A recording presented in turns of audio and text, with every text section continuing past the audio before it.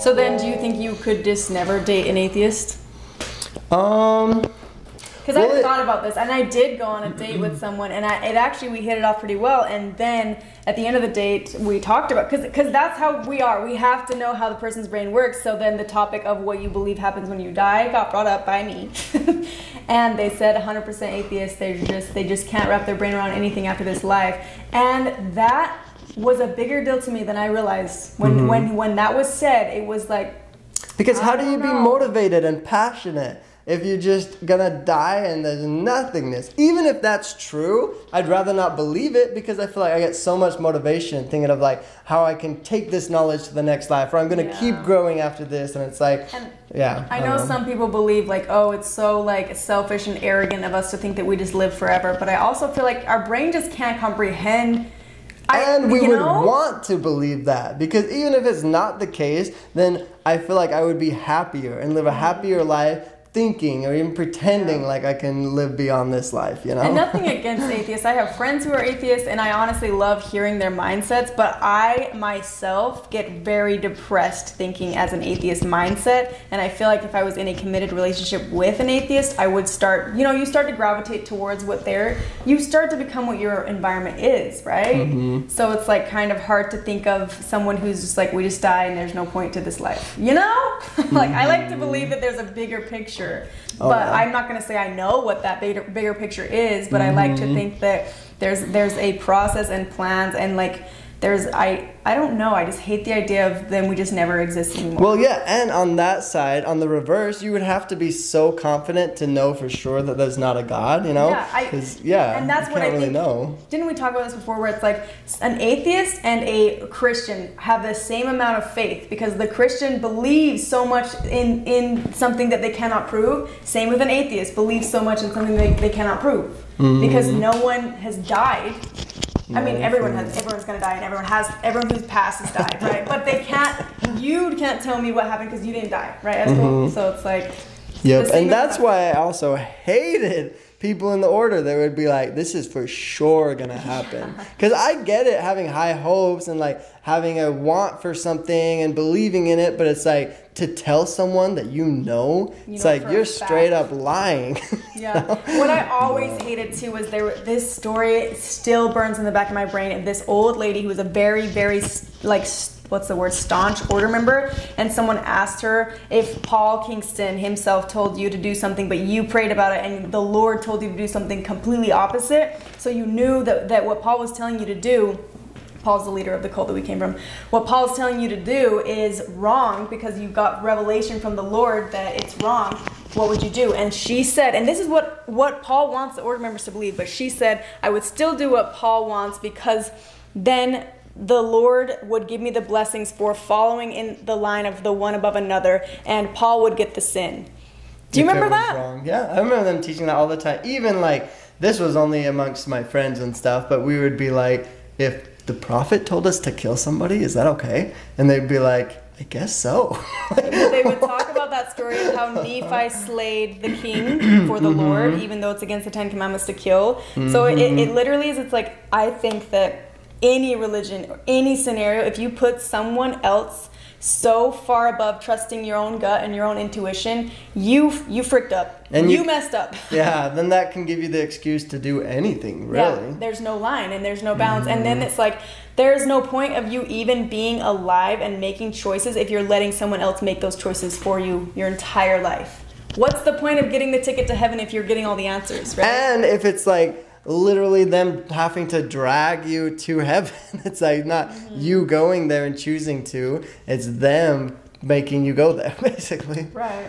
But what do you think that this is so interesting to talk about, because I don't really know what I believe in when we die, but I just know that I don't believe it's the heaven and hell that they believe in. So do you think that there is a hell, like it's like gnashing of teeth like it talks about in the Bible? I'm curious. Well, I think that's a really good like interpretation, but I don't think there's like fire and brimstone in the way like we would picture fire and brimstone, but I do think it's a torturous thing, because it could be even along the lines of an eternal sleep.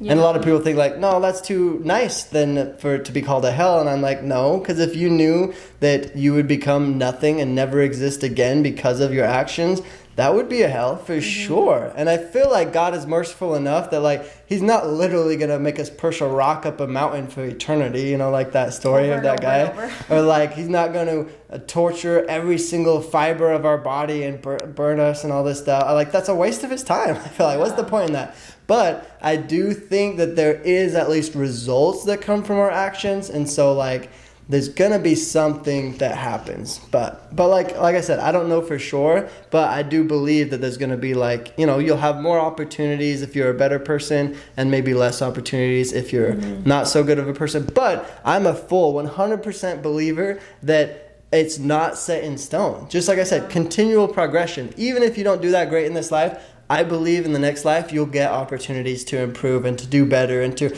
work your way up or whatever it might be. Right. So. I think also too, on this earth, in this life, we can create our own versions of heaven and hell. And for me, hell is staying at the same, never progressing. Exactly. Like, being damned. No going higher. No progression. But it's weird that a lot of people are in their own hell, in their own frame of mind. But I love talking about these topics, but I'm always like, people will ask what I think, and I'm like, I don't really know. I cannot tell you. I know this is what happens when we die. All I always refer back to is how Einstein said, energy is neither created nor destroyed, it is just transferred, and we are energy. So whatever that means, our energy goes somewhere else after we die. I can't tell you necessarily, but scientifically, I believe that our energy does get transferred somewhere. Plus, I've had weird experiences with whatever you want to call it, ghosts, energies, weird, like seance stuff. Maybe I created it in my own head, but I feel like I've had experiences where I'm like, I can't explain that in this earthly realm. So I feel like there's a different realm that could explain that. But this earth is, we're human, and we're too invested in this worldly life and worldly things to understand those other things on the other, whatever you want to call the astral plane. Do you believe in the astral plane? What is that? Oh, wow. When I first left the order, I got really into learning about bless your bottom dollar. Just kidding. I got really into learning about what astral projection was. It's basically what they call it, OBEs, out of body experiences. And I remember Ortel's first wife, the real original one, not LaDonna, I worked with her, and she would tell me about these times where she would go to sleep and she didn't know how it was happening, but she was leaving her body, and she would talk about how she would fly around the city, and she was explaining astral projection, talking about a cord. She would talk about the silver cord that was directly connected to her body. She would do this all the time, and then one time she said she went back to her body and she saw these scary beings around her body, like waiting for her. Almost as she got scared that they were trying to take over her body. I don't know the full, but that's just what she told me. That's like Insidious. Yeah, and then she goes back to her body, whatever, and was too afraid to ever leave her body again. And I remember as a kid working with her, I was 15. I was like, she's just a crazy old lady. But then when I left and I found this book and this what was it called? It was like a whole community of people who believed in astral projections and OBEs. And they would explain it, and they explained it exactly how she explained it, like the silver cord. And then they would talk about how there's a Bible verse that talks about when you die, when that silver cord is cut, meaning the soul and the body connection is cut. And so I got really invested in, and I'm not saying I believe all of this, but like when I heard all of that, I was like, wow. And I think when you leave a cult where you know everything and then you come out here, you're searching for answers. So I was like, if there's an answer to find, that one sounds like a pretty cool one. Yeah. But there was this whole community talking about how you can induce an astral projection, and then if you would research it further, there was this place called the Akashic Records. Have you ever heard of that? If anyone thinks I sound crazy, Google it. I'm not saying it's all factual. I just think it's very interesting to research. But there's this thing called the Akashic Records, which is basically like a library of knowledge, and you can go find your book where all of your past lives are, and all of what led you up to the life that you're in now. And there's these rules that say you're not allowed to open anyone else's books. They can't force you not to, but if you do, things will happen. But you can, like, I could go open your book without permission, but things bad would happen to me. I don't know. It's a weird thing, and I think that maybe like there's some form of like Buddhists that believe in similar things to that. I could be wrong. But that stuff really made me like, wow, I like the idea of that, because that's more of like your soul and your energy, and like there's a lot of freedom and power in that, rather than there's all these rules to get into heaven and then all these rules if you're, you know, I don't like the idea of rules, and like if there's a God, like why is it so dang hard to be returned to him? You know, it's almost like easier to go to hell than heaven. And as far as like the order and like a lot of the religions that I've bounced in and out of. Mm-hmm. Yeah, it is really weird. But what do you? And it's like so many, like the reason why I feel like I am so nice to atheists and I can relate to them so much is because it does seem wild that if an all-loving God is so loving and cares about everyone, why would he allow so much, you know, wars and deaths and not only that, but like, you know, there's still sex trafficking, there's still people being tortured, and like this world allows for a lot of evil, and technically God approved of all of that. So it's kind of like, what the heck, God? Like, yeah, like, what in the world? But I just hope that he knows more than me and that there is a purpose and a reason, and to me it doesn't seem justified or worth it. But I don't know everything, so I just have to hope that it'll amount to something, I guess. So then, okay, hypothetically, let's say you're a father and you have children and your kids are asking these questions, like why would God let these things happen? What would you tell your kids? Well, I would definitely talk about free agency, because I think a big part of it is because this world is a form of test. And so sadly, to be able to get true results, there has to be the ability for some bad, you know? And it's like, yeah, I mean, it's not like it's okay for bad things to happen, but clearly God allows it. So like, I guess it's a necessary need to take this test of life, I guess.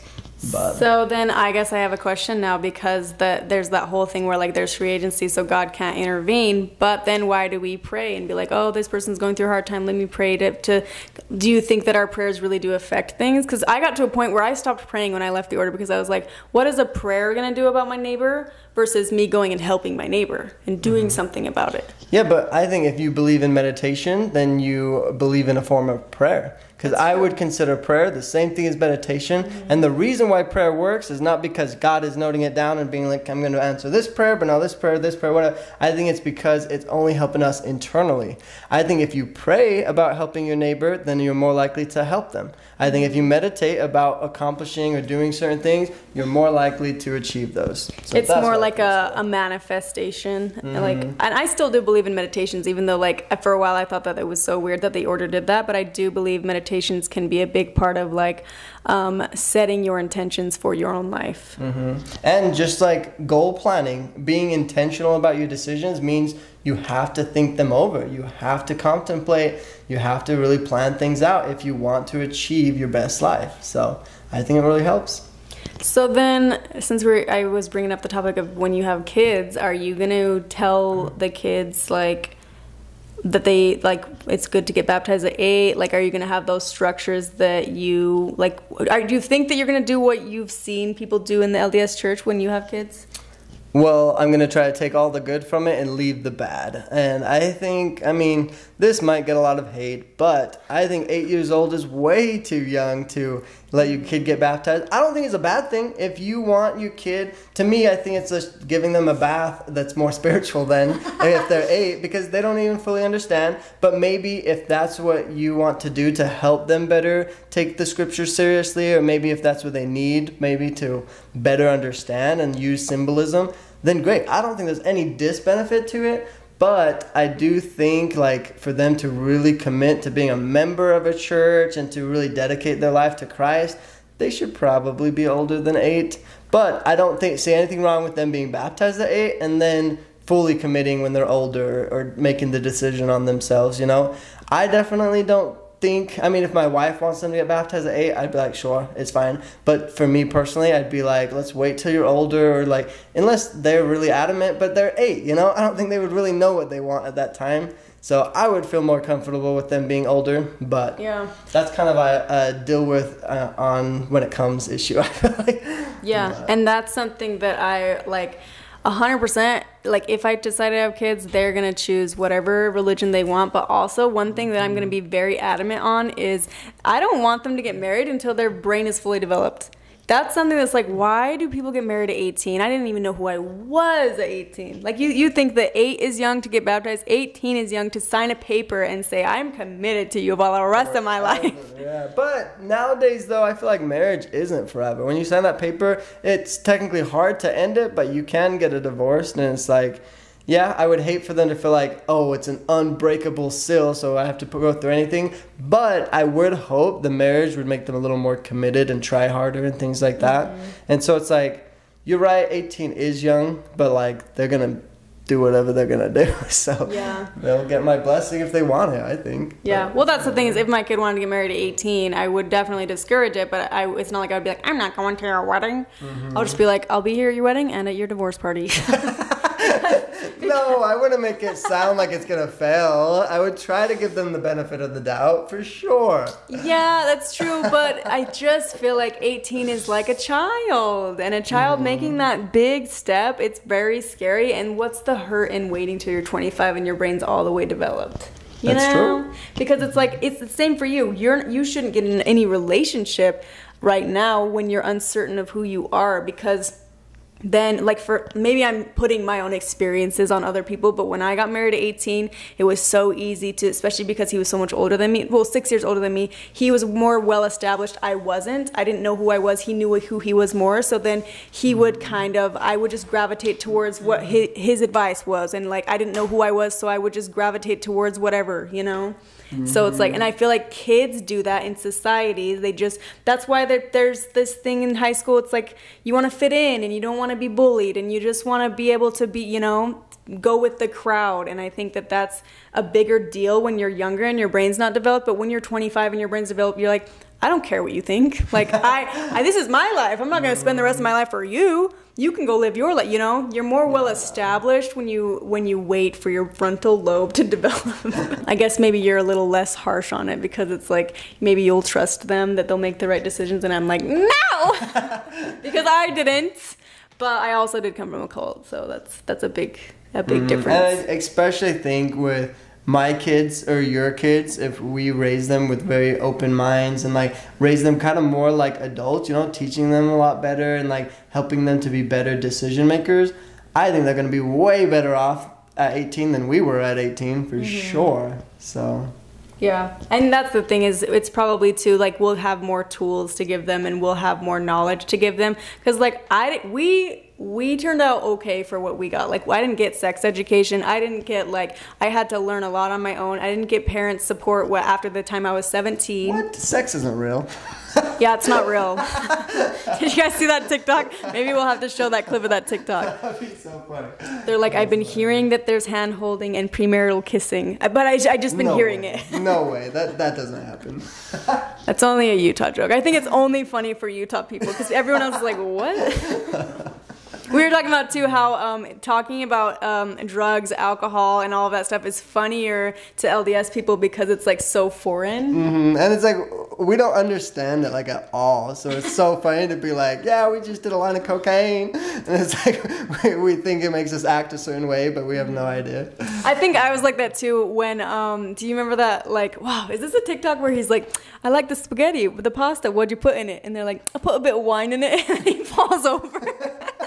I still think stuff like that is so funny to me. But I think it's maybe it's not an immature thing, but I think things are funnier when you're not as used to it. Mm-hmm. So swear words. For the longest time when anyone said a swear word, I'd be like, Well, to me, it's just a way bigger deal, And so it's either way funnier or just, it's or a bigger deal. Yeah. Mm-hmm. And then when I finally got divorced and I started to be able to allow myself to express myself however I wanted to, then it wasn't so funny when someone would drop the F-bomb. Before, I would laugh so hard. And I would literally tell, it was Rachel's ex-boyfriend, but at the time he was with her, I'd be like, say it. Oh, I almost said his name. I'd be like, say what the F? And then he would say it and I would laugh so hard, which is so stupid. But it's because we came from this religion where you couldn't even say hell. And even saying God was you needed to say the Lord or Heavenly Father. God was even, it's you're so afraid to say anything. Mm-hmm. And it's just the one benefit that comes from that is that even though I kind of let myself swear and be a little bit more lenient, I'm way more intentional about it, And it's when I swear, it's a big deal. Yeah. That's true. But there is studies that show that people who swear regularly are more honest. Honest, for sure. Because us that don't swear, we're really good at, thinking before we talk. Thinking about everything, so we can be a lot more careful. Yeah. Which, I mean, to me, it can be a skill in some aspects, but you're right, it could be a little bit deceptive in ways, but yeah. And that's the thing is I don't have a problem with someone who decides they don't want to swear, but I do have a problem with if they let other people offend them so much, because you can't control everyone around you, and you're this is a big world, and if you let everyone around you control you your whole life, then are you really living your life, Yeah. And my only thing about swear words is like, I feel like they have an intention and a purpose, and basically it's meant to be a really strong, powerful word, right? So I just don't like it when it's like people use that to hurt people, because there's already so much hate and like pain in this world. Why take it and try to use it more, And that's the thing, you can say a swear word and mean something funny or something endearing and something that's positive, and you can say a word that's not a swear and hurt someone's feelings. So I really think it's a big thing to do with intentions, kind of like the meditations too, and like setting your intentions and setting your what was the word we were using with manifesting things. But yeah, do you do diary entries? Oh yeah, I love journaling because I think it helps with memorization, and it just helps me with like clearing my mind kind of at the end of the day and stuff like that. So I like it. I think it's a really good thing. That's one thing that I've been encouraging a lot of my followers to do lately, because I've been going through some weird stuff right now with my relationship with my mom, and I feel like I've kind of, not that I cut her off, but I distanced myself from mom more than you guys have, you, Cammie, and Rachel, which has freed me a little bit, but through journaling it made me realize I needed to do that. So I feel like, do you feel the same way when you journal more, you get a better perspective of yourself and you learn way more about yourself, because it's kind of like you're talking to yourself? Yeah, and it's almost like watching yourself. If you watch your day replay in your head, then I feel like you would think a lot more about what you're doing, why you're doing it, and live a little bit more intentionally. So I think it's good. I think that's a good point. Living more intentionally. When you diary entry, you're looking back on that day and you're reflecting, like, what did I do good? What did I do that I wasn't so great? Which is also a thing that I like to think about. Like, I've talked about this on another podcast episode where it's like, if you're not happy, reflect on why, what you're doing. Because you can't just sit there and be like, oh, I'm depressed. I don't know why. Reflect on it and think, is it an actual condition, or are there things in my day-to-day that's causing me to be depressed? Like, what is serving me, what is not serving me, But that also takes knowing yourself too. Because I was married for 7 years. I was married for 7 years, and I didn't realize that the negativity and the sadness and the everyday constant thing, I didn't realize that, because it was weird. It was when I was hanging out with you guys that I would get really happy, and it was around Christmas time. I remember I stayed with you guys in the basement, and I didn't. So fun. It was, and I didn't want to go home. And he asked me, he was like, "Do you even miss me?" And I thought about it. I really thought about it, and I was like, I don't. Like, why don't I miss him? I feel guilty that I don't miss him. But I think that's when I finally realized, wow, it must be my relationship that's made me so. But it's like, how come I didn't figure that out until I finally took a step outside of it? Because I think it's easy to be like, this is just the way it is, But then when you take a step out and do something different than the norm, you're like, okay, that's the problem. Not saying that he was the entire problem, but I think that I myself put certain expectations on myself every time I would walk through that door and come home, as a wife. But when I could go be with my siblings, I could be my truest self, and you guys never made me feel ashamed. And I didn't make myself feel ashamed because I was raised with you guys. We all knew each other. We all accepted and loved each other. And we all have such similar mindsets that it's like we just get each other. We understand why we are doing what we're doing and why we think the way that we're thinking. So. And I love that I never have to, I don't feel like I have to explain myself too much to you guys, because you guys, like you're saying, we just get each other. Even though, yes, we do have a lot in common, but just like that, you're LDS. You have a different belief system than me, but we're able to understand each other and coexist together. Because I feel like we both understand why we believe the different ways that we do, and we acknowledge it, and we're totally fine with that. Because I can see myself 100%. It would not be that hard for me to be in the same situation as Amanda, Yeah. Because we have the same mindset, we have the same background, we kind of use the same thought process to make our decisions. And it's like, honestly, our differences are mostly the different environments we've been in throughout our lives. That's true. That's a good point. And I remember how we were talking about, are we more nature versus nurture? And Cammie was saying we have to be at least 51% our environment because everyone's susceptible to being in a cult, basically, or being brainwashed in society. Do you agree with that? What? Did she really say that? She said that in the last podcast episode. Because we were talking, not arguing, but we were debating and discussing the nature versus nurture theory in psychology, because I really want to believe we are more genetic, because I like to believe that I am a soul and I am my own self that's like plucked out of, you know, whatever. Wouldn't that make us less genetic then, though? Because it's more up to our spirit who we become rather than just our genes or our environment, right? That's a good point, actually. But I guess that's true, because genetic is a worldly thing and a soul. I guess that's three different things. But for me, like, genetic seems like, I just feel like from birth, is it really that everyone can be born in different ethnicities, different, you know? Double check what Cammy said on this, because I was there and I thought she was saying the opposite. No, she was saying that it's got to be at least 51% environment, because everyone in the order, it was like only 2% of people leave the order. So that must mean your environment has a lot to do with who you are as a person. You disagree with that? I'd have to think about this more.